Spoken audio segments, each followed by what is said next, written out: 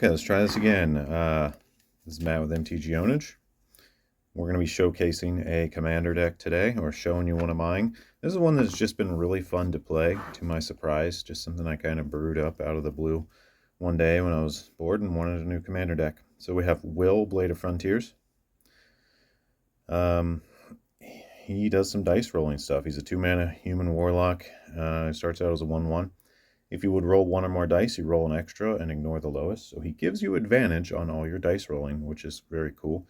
The D&D mechanic, basically, of advantage, sort of. But it's all dice. If you roll D6, it works. D12s, whatever. It doesn't matter. It's not just D20s. Whenever you roll one or more dice, you put that many counters on Wyll, Blade of Frontiers. So he will grow as you roll. He's kind of just a weak utility. He's not super strong. This deck isn't super strong. It's more for fun and to roll dice. And we also went with Scion of Halaster, pretty fitting for a warlock, as this is a bit of a thematic deck. It's a 2-mana enchantment background.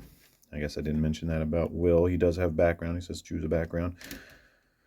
All right, and he just gives your commander, the first time you would draw a card each turn, instead look at the top two, put one into your graveyard, and the other back on top and draw it.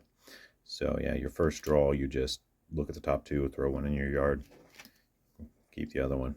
So pretty straightforward. But what this does do is it'll have a way to fill your graveyard sort of automatically. You're going to get a card in your graveyard every first draw. And this first draw will happen on your turn, of course. But if you get draws during other people's turns, it can proc multiple times. So something to think about. All right, so I kind of went with, well, you'll see. No particular order. I'm just going to go through my cards here. I guess it's not a super high-tuned deck. It has a few bombs and really fun cards, and it is a Reanimator style deck. We get cards in the yard, we roll dice, and I just put a lot of Reanimator shenanigans and dice rolling shenanigans in here, basically. It is a very loose deck, but also very fun. So any of the big creatures or cool things you see in here, if you don't have them, or if it's too pricey or whatever, if you want to try something different, you can, and it's not that big of a deal. My decks are pretty much always in flux as things change. All right, let's just go. Elder Brain. Big old 6/6 menace for 7 mana. When he attacks a player, attack trigger, he doesn't even have to hit him. You exile all their cards from their hand, and then they draw that many cards. And you can play all those cards you exiled. You basically steal their hand and they draw a new one. That's basically what it says. And you can spend mana as though it were any color. This is a freaking bomb. It's fun to reanimate. It's fun to sneak attack. It's fun to get out early game and steal someone's 7 cards. It's fun to give double strike. No, I guess double strike's not the same. It just needs to attack. It's fun to have multiple combat. But I don't know if we even do that in this deck. But yeah, he's nice utility. He kind of feels like a hand refill. Basic Mountain. Maybe we'll put the lands in a separate pile. I typically run pretty light removal in this deck because it's mostly on the creatures, but I did include apparently 1 Infernal Grasp out of the blue. Not thematic to the deck necessarily. I guess it is. He's a Warlock. Infernal Grasp, it works. Restless Vents. This land I think is okay. It turns into a little menace insect, but mostly it's just Rakdos. Mana. A Braid. We have a Dark Ritual for those pop-off moments. We have a Dread Return, a very nice Reanimator card that can be flashed back. Yeah, starting some stacks here. Doesn't really matter though. Fable the Mirror Breaker. I love this in Reanimator, and it also generates you mana. This whole discard can come in clutch. Discard draw, and then he just has all sorts of shenanigans of creating extra copies of creatures on the back, of course. You know what he does. And there's some advanced tricks with this that you might know if you played it in Standard, but it is a very powerful card. And I like the draw discard more than anything, and the mana ramp. I think it fits decently in this deck. Maybe a bit of a price card. I don't know what it's at lately. So Swamp. Of course, we got the classic Soul Ring. How do you not have that? This is a guy I'm testing. This is a really salty card, honestly. Old Dust Mangler. There's the appearance of Mittens. If I'm talking, he's meowing at me. That's the rule. 5/4 for 7. You don't really cast it because additional cost to cast. You gotta do one of the following: pay for life, discard a card, or sack a creature. So you mainly want to reanimate this or sneak it out, because sneak attack is in this deck, as you'll see. But when he ETBs, each opponent sacks creature, discards a card, loses 4 life. He's just one of those things that just puts a lot of pressure on your opponents. He's just a random reanimate target that I like. Oh, the old Metamorphosis fanatic. Trying this guy out. He does have Miracle. 4/4 for 6, or Miracle for 2. It's a 4/4 lifelink. When he ETBs, you return a creature from your graveyard to the battlefield with a lifelink counter on it. This guy is kind of crazy strong, I think. If you reanimate him, he just comes back. He just brings something else with him. He's one of those type of characters. And sometimes that Miracle can come in clutch. And the lifelink can come in clutch. She's an interesting reanimation toolbox card. I love Knight's Whisper. I run it in almost every black deck just to keep the deck moving if things are going stale. A little Tainted Peak. I feel like you gotta have it in Rakdos. Sats Wyll. I'm kind of trying this one out. I don't know. This is probably going to get cut, to be honest. Doesn't fit the deck super well. But it is pretty strong removal. Exile, or each opponent sacks creature with the greatest power. And also, you exile all yards, get a Thrall, which is the biggest power among creature cards from all opponents. So, the point of this card is it's always going to be 2 modes for the most part with this deck, because you usually have the Scion of Halaster just chilling there. Like, it doesn't get destroyed too often. It's kind of a weak card, not a high priority target when Ristic Studies are sitting around and stuff. And Wyll's, I don't know, he doesn't always stick around depending on how the game's going, but for the most part, you have your commander, because the Scion of Halaster counts as your commander. So cards like that are kind of cool in this sort of thing. But that's probably honestly going to get cut. I don't think that's super strong or meant for this deck even necessarily. The Faithless Looting, love it just to get going, get rolling with the Reanimator shenanigans. Ebony Fly. This card is kind of a sleeper, I think. It's just this goofy mana rock, but it can turn into a flyer and it rolls dice. So it definitely fits in this deck. The dice rolling is what we want. Whale War. This is another card I'm just trying out. It's an instant that can shrink an opponent's board, -1, -1. So you could kill an army of squirrels, or soldiers, or warriors, or something is the point. And also you can just bring 2 creature cards back from your graveyard at instant speed too. Kind of a nice modal card that I thought might fit okay in this deck. So we're trying that one out. Thunderwave. Honestly, this card's been a sleeper. This card has been way better than I ever anticipated. It's a 4 mana sort of board wipe. It says roll d20. On a 1 through 9, you do 3 damage to each creature. Just 3 damage, lightning bolt everything. 10 through 19, you choose a creature, and that one doesn't get lightning bolted, but everything else does.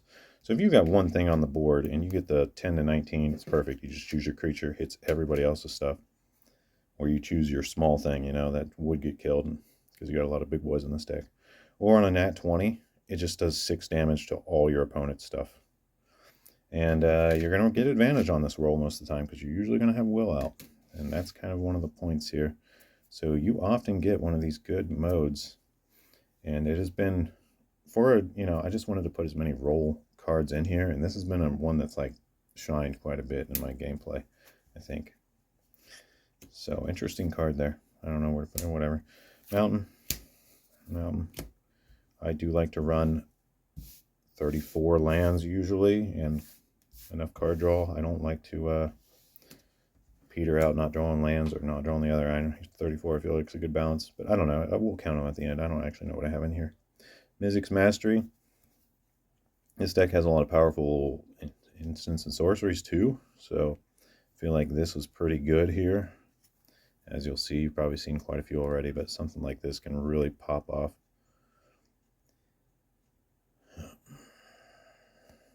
Yeah, you basically just free cast something from your yard, or you free cast everything. It's Mizzix's Mastery. So it's a fine thing to put into the yard too, to do the overload. Or not the overload, but, well, yeah. I don't think anything more needs to be said. We got more lands. Got the Ancient Copper, because you got it. It rolls a d20. It's amazing. So, another roll card. Maybe I'll put all the cards that actually involve rolling in a stack. I don't know how many I have. Some of them I had to cut. They were just not very good. I had more at one point, but I was just like, this is a terrible card. Component Pouch. This one's actually pretty good. I like this card. It taps for 2 mana, which is super nice. And you usually put 2 counters on a time, so it feels good overall. Rocky Tar Pit. Just a bunch of modal lands or dual lands type. The troll, yeah, you gotta have this. This guy's so fun to reanimate and stuff. Basically unblockable. Rise of the Dark Realms, figured I'd put that in here. It's a very strong. The old Marsh flats, I know you just searched for a swamp, so land fixing. Lightning Greaves feels really good on your commander. Keep protected. Alright. We're getting, I think, a third of the way there. Apex of Power. This deck tends to get a lot of mana at certain times, so having this in the hand is a nice way to just have a really good payoff. And those top 7 can be big creatures and all kinds of powerful things. So, and this is a good thing, the Mizzix Mastery, too. I guess you don't get the 10 mana if you Mizzix Mastery it, though. But it's not just Reanimator, it's Reanimate Instants, Sorcerers, Creatures kind of thing. Critical Hit. This card has actually been better than I thought, too. Target creature gains double strike for 2 mana instant. But whenever you roll a d20, a natural 20, if this is in your graveyard, it goes to your hand. So, with all these big creatures, the double strike can mean a lot. And you can just do it to your opponent's stuff if they're fighting each other and whatnot. But it could just return to your hand, too, for either as a discard outlet. It's not a reliable return. I don't think I've ever had it return, but it's been a surprisingly fun card, actually. I've kind of enjoyed the critical hit shenanigan. Kakusho, just a fun thing to reanimate and sack and stuff. That's kind of, you know, the Reanimator creature package is really like flex. You can change it to whatever big boys you want, honestly. I just thought I put the ones I thought were fun in there. All right. Wand of Wonder. This card is just a goofball card. It's unreliable, but it does, yeah, it's a 4-mana artifact. You pay 4, tap it, roll d20. So it's got to be in here. It's got the d20 roll. And it just mills everybody or exiles cards from top of your library till they hit an instant or sorcery. And you can cast 1, 2, or 3 of those. So it's like you kind of get 4 cards and you get to pick 1 or 2 usually to cast, and sometimes they're significant, sometimes they're not. So it's kind of a goofy card, but it's been fun, honestly. A fun thing to play. Land, we got the Simulacrum. I feel like you just gotta have it. He's so good in this sort of deck. Man Tower for the dual land. Another Night's Whisper-like card, the old Sign in Blood. Kazul's Fury. It's just a land that can throw things, basically. The old Fling land. I love that land. I think it's good in this deck, too. The Deadly Tempest. I do love this. I think it's particularly good in this deck because we don't tend to go wide. We tend to go like 3 or 4 big creatures. So if someone is going wide, this just makes them lose the game. And it will never really make us lose the game. So I think it's a very clutch board wipe in this sort of deck. And one of the few. I think it's the only one, maybe. But we do have some creatures that are effectively board wipes, you'll see probably. So the infamous Cruel Claw. This is a new card that just lets you play stuff off the top whenever he deals combat damage. He's kind of a fun thing, and he often just lets you roll into something. Well, hypothetically roll, not actual roll. He's just someone I'm trying out. I thought might be fun in the deck. It's kind of a free cast big spells thing. That was a Ridge. And we got the Jessica's Will, one of the high-powered cards in the deck. Try not to run too many of these in a deck, but these super high-powered cards. But it's along the lines of like a super dark ritual along with card draw. You know, feel-wise, because the thing about this deck is, yes, you'll pretty much always have your commander out because Scion counts. So it's pretty easy to get both modes. And this is often this way's deck of going off for a turn is something like that. Valgavoth, the Terror Eater. Oh my goodness, this guy's the most OP. I swear this card's broken. But yeah, he's just a Reanimator guy. Big old 9/9 demon that you can't hardly target unless, you know, your opponents have to sack 3 non-lands to even target him. And he just lets you play cards that he exiles, which is any card that would go into your opponent's yard that you didn't control. So you just get their creatures as they die to recast an instance sort of. Yeah, it's just bonkers. I don't know. It's kind of OP, honestly. But he's fun. Ignite the Future. Let's let you get some cards off the top and flashback. You do it for free. Another way to potentially get some big stuff off the top, which this deck just loves to do, as you may have noticed by now. Either big stuff out of the graveyard, out of the deck. It's just kind of like made to be a bit random. I'm not saying these lands, but there's a Takenuma, which fits perfect in this deck because you can mill yourself and then bring something back.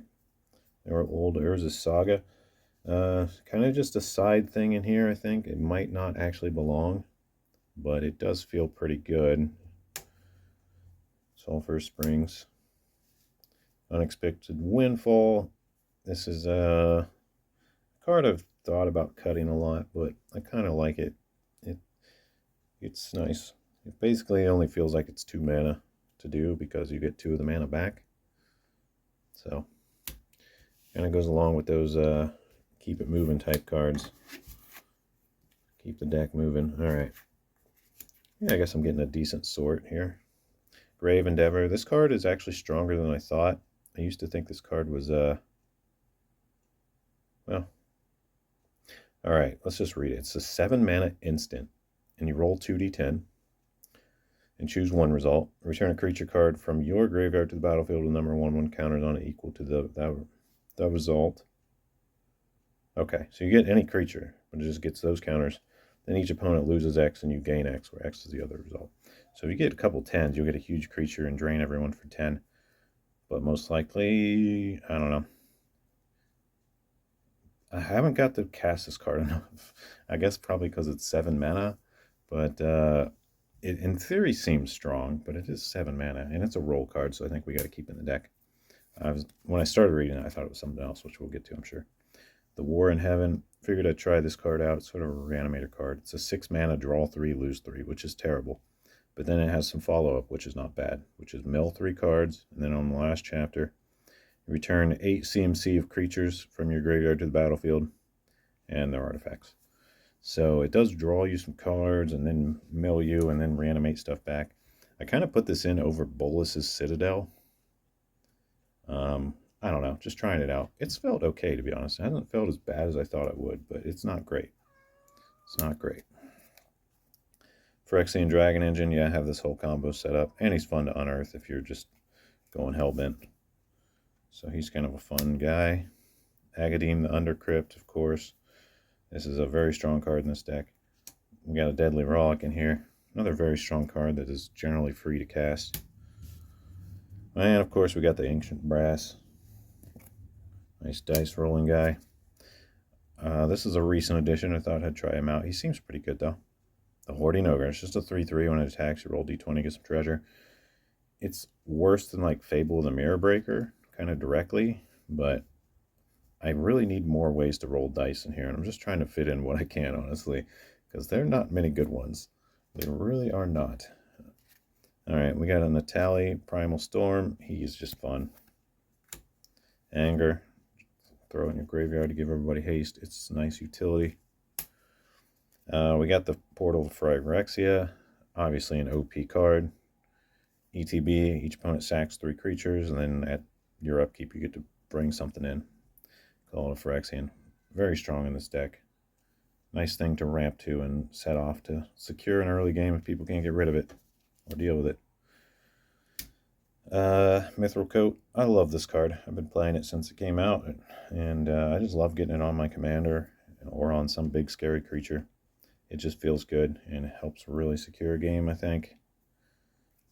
I don't know where to put that. Kind of like a Lightning Greaves almost. Delena Wild Mage rolls dice on attack. Now she does something kind of interesting. I don't know if you can read in the cameras, folks. Okay, there we go. On the 15 to 20 roll, you get to roll again. So she can potentially, even if you're just copying a legendary that sacks right away, she can potentially make Wyll grow a lot, which is kind of an interesting thing. I've had him get like +5/+5 from one of her attacks, and it was kind of interesting to see Wyll. It's kind of hard to get Wyll to a large size with the dice rolling +1/+1, but Delena can actually do it quite quickly. If you keep getting this high roll, which is pretty likely because you get to roll with advantage while you have Wyll out. So a very interesting card, one of the better ones, and it's just really fun to get extra brass dragons and big creatures. So it's really fun. There's the other half of Mishra. His whole drain attack thing has been surprisingly strong. Like it's done a lot of work. But yep, if you can meld those, that's just another fun thing that's in here. I thought about making him the commander at one point, but I was like, nah, I'm sticking with the dice rolling. We got the Oil of Fant. because why not? More good lands. The old Past in Flames to give a instant sorcery flashback. And it has flashback itself. Just a fun card to recast your big stuff. Duretti. I feel like he never comes in handy in this deck, but in theory he's got the draw 2, discard, or discard up to 2, draw that many. That's nice. You know, he's a 4-mana planeswalker. But he has a whole sack and artifact to return an artifact, which could in theory get like this portal to Phyrexia and stuff, but honestly he's been a bit lackluster in the deck. He might end up getting cut, but he's for now stuck it out. We'll see. We'll see. But in theory he's good. All right. Ideally though with Duretti, you have like treasures to sack. I think I have enough treasures hardly in this deck. There's like one card that generates treasures. Or maybe there's another one too, but not enough, I don't think. Well, maybe Fable does. There might be enough. I don't know. Something to think about. He hasn't felt as strong as I would have hoped, but it doesn't matter. He's still good. Phial of Galadriel. This is just a mana rock that does special things when you're out of cards in your hand and low on life. And I really love this. In Rakdos, this card is really good because you go Hellbent really quickly sometimes. And you just end up like howling mining yourself with this mana rock, which feels crazy good if you get to do that. And the gaining life could be big too. If you're really low and get a big chunk, it doubles up. It's just a mana rock. I think this card is like directly better than something like Command Tower. And I like to run it in most Rakdos decks if I can. Dance Macabre. This card is another roll d20. It's better than I thought too. So each player sacks a non-token. And then based on what you roll, you either get 1 or 2 of those back, including yours. So if you get the high roll, you add the toughness of the creature you sack. So you're usually going to get the high roll and return 2 things. Now, it's really important to note that you can steal people's commanders with this, because state-based action is not checked to see where the commander goes until this resolves. So they can't hide it in their command zone if they sack it. If they only have their commander out, you can take people's commanders with this. So pretty interesting little thing about it that makes it a bit stronger. But otherwise, it just makes everybody sack a creature for 5 mana with a dice roll. Arcane Signet, gotta have it. Why wouldn't you have it, right?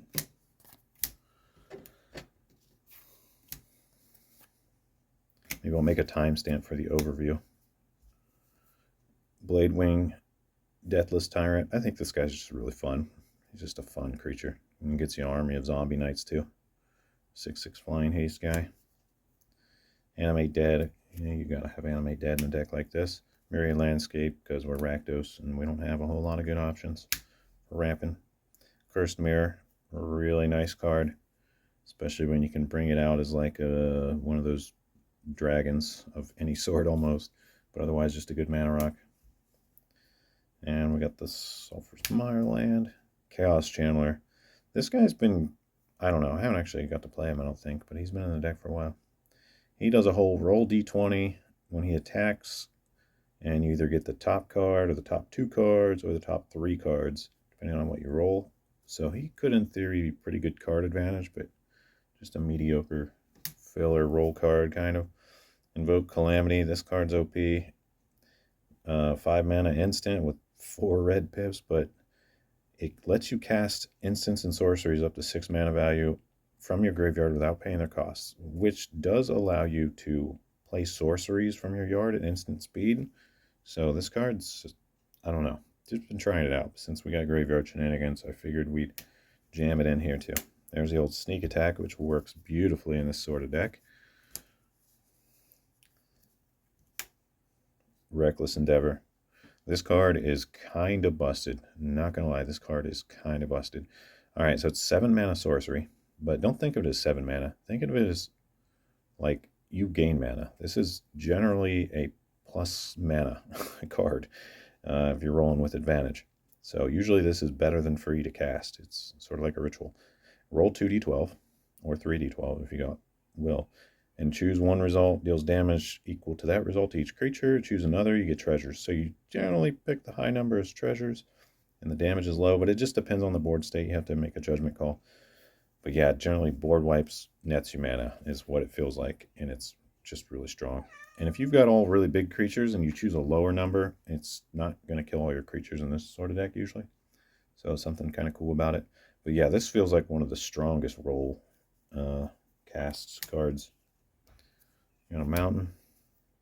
We got a transmog, just for the funsies.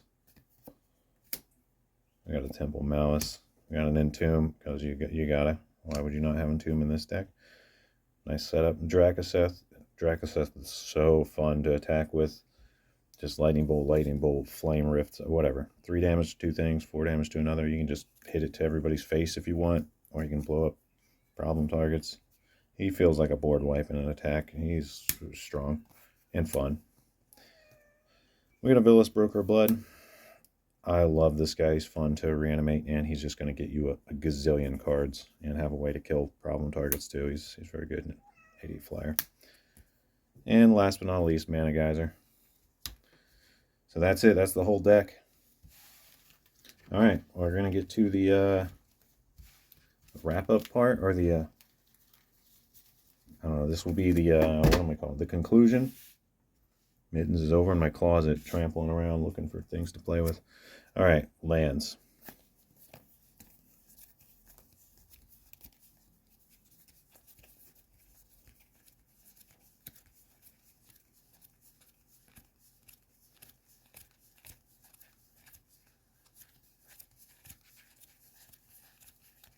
$34 exactly.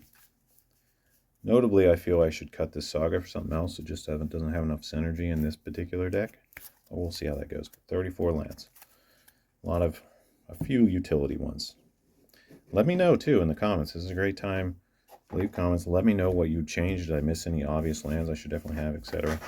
Okay, we got reanimate targets. And other utility, I guess, too.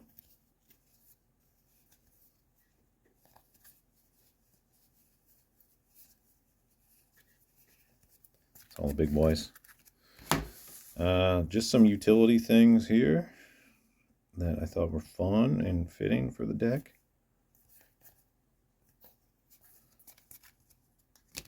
We got kind of some pop-off type mana things here. Just a few of those. This is removal. We are pretty light on removal. There's only 4 removal cards.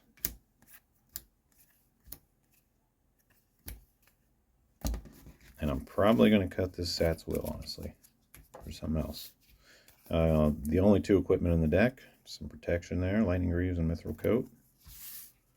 The 1 true board wipe, Deadly Tempest.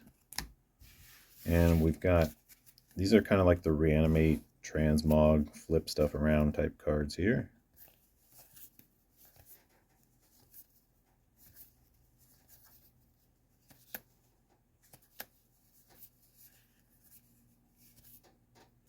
Not sure if the Fable counts. It probably counts as more of a Mana Rock type thing. Or we'll put it with this. This is like the, we'll say the Go Juice. Your game is kind of stalling out. You want to play one of these and get more options. Or just nice setup cards. That one's probably going to get cut. We'll see. And just some Mana Rocks. We've only got 4. Very humble package. And we've got the dice rolling cards.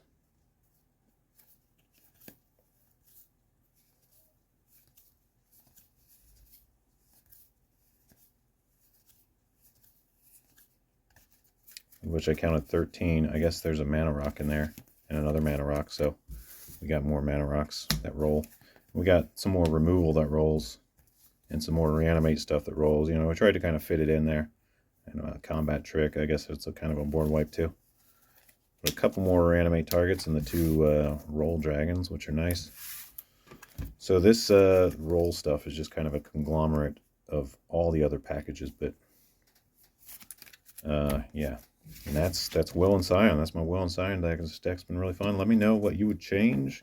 Maybe what you would include that I'm missing or something. Maybe it's one of those cards I was going to swap out. And I'll see you guys in the next one. Matt out. Peace. Okay, let's goldfish a few games. This needs shuffled, so I'm going to shuffle it a lot. Okay, we've given it a pretty fair shuffle. Let's do a little goldfish and see what happens here. 5, 6, 7. Okay, a very slow start. With this kind of start, well, we'd probably keep it. Oh, we did get an entomb, which could pop off. We'll play a tap land first. Pass. Next turn, draw. We don't got much going on. We'll play a land. We'll play the Scion of Halaster. Get that out there. Untap, draw. Turn 3 here. Now we've got options. We'll play the command tower. We could play the component pouch. We could play the commander. I'd rather spend the 3 mana and get the ramp going, so we play component pouch. Go to next turn. Before going to turn, get some counters on this by tapping and rolling a d20. Draw. We're going to be playing this Takenuma this round, and now we've got options. We've got essentially 6 mana, so that's kind of cool. We could start with the Windfall, or we could start with the Wand of Wonder. I kind of like this play. Windfall, right? Discard a card, and we discard Blade Wing. Although we could maybe cast him next turn, so maybe he's not the greatest discard, but it's fine. Draw 2. And make 2 treasures. Use this and the 2 treasures. Let's cast... It could be Wand of Wonder, but I think we go for our boss. Why not? Alright, move to turn 5. This is a pretty casual start. You know, we're not interacting much, so that's kind of a problem maybe, but it's not that bad. Now, since we have our boss out, on our draw step, we're going to look at these 2 and pick one. There's some interaction if we need it, or a Knight's Whisper. I don't know. I guess since we're goldfishing, I'll take the Knight's Whisper. But it might be worth like getting a removal count that you can, or interaction count when you're goldfishing too. So this would be like a 1 on the interaction count, you know? Just to see if you get some number that's not 0 is probably important, because someone might be popping off, you know, at the table on this turn. But we need a land drop. We still haven't hit one. It stinks. Yeah, I think I'd do this. I'd hit the Knight's Whisper. Draw 2, lose 2. There's a land drop. We play it for turn 5. And depending if we have a counter on this or not, it does limit us. I think we'd probably just go with this Cursed Mirror. Why not? Or if we wanted to feel crazy, we could go with the Transmog or the Wand of Wonder. But I think what we're going to do is roll, get some counters on him, get this thing juiced up, because you got to remove a counter to make mana. And we just untap, draw. Turn 6. So we are looking sort of spicy. Okay, our draw, actually, we look at these 2. Put 1 down, put 1 in the hand. I think we're going to be keeping the Dark Ritual in this case. Yeah, not looking super crazy amazing. I might even just cast an Elder Brain at this point. But also, it would be nice to get a land drop, so I don't know, you decide. We got a handful of cards, decent resources, so we could just play to the table, I guess, at this point. If we need to remove stuff, well, we had these 2 that we discarded, but we also have the dance to make people sack. But let's just do as much as we can. 2, 3, 4, 5, 6, 7, 8, 9, 10 mana. Sure, 10 mana. Let's go with a Dance Macabre. Say we get 2 creatures, we'll pick Wyll and 1 other thing.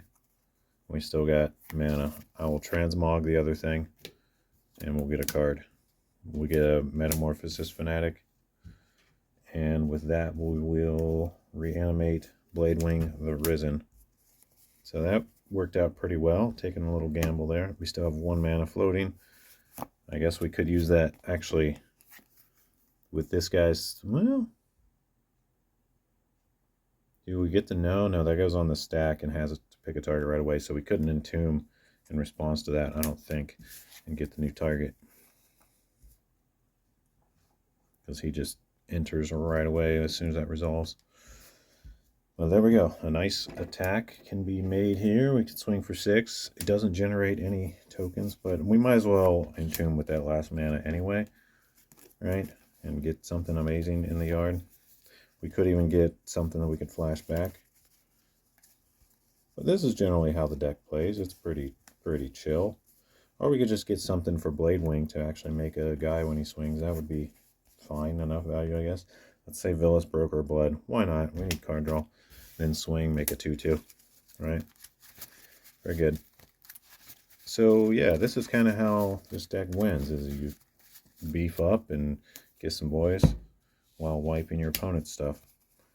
And go to next turn. Someone probably board wiped, but maybe not. Oh yeah, Blade Wing also has a lifelink counter on him. So this turn, we get to look at top 2. We see Animate Dead and Arcane Signet. Well, obviously we're taking the Animate Dead. Put the other one in the yard. I realize we can't get everything on camera hardly, but yeah, this is the yard over here. But yeah, obviously we just Reanimate Dead the Villas, because why not? You know, another thing we could have entombed was Anger to give everyone haste, which is something to think about. But that takes 2 mana, right? And maybe we'll spend 4 on this, either Wand of Wonder or Past in Flames. Kind of like a Past in Flames here. It gets you cards till the end of your next turn, and we haven't made a land drop, so 1, 2, 3. Sure, we got an Urza Saga. There's a Portal to Phyrexia we can play next turn. Okay, yeah, you can't see that. That's what we revealed off the Past in Flames. So we play that, but next turn we'll spend 9 mana on this Portal, because why not? So yeah, we're cooking. Deck's cooking. It does take like a turn 6 really to get going, unless you get a really lucky start.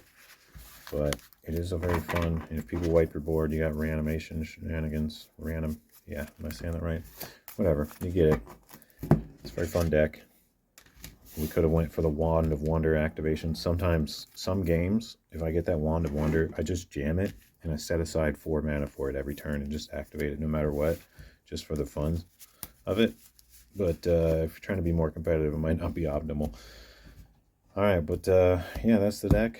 Enjoy if you build it. Let me know your thoughts. Peace.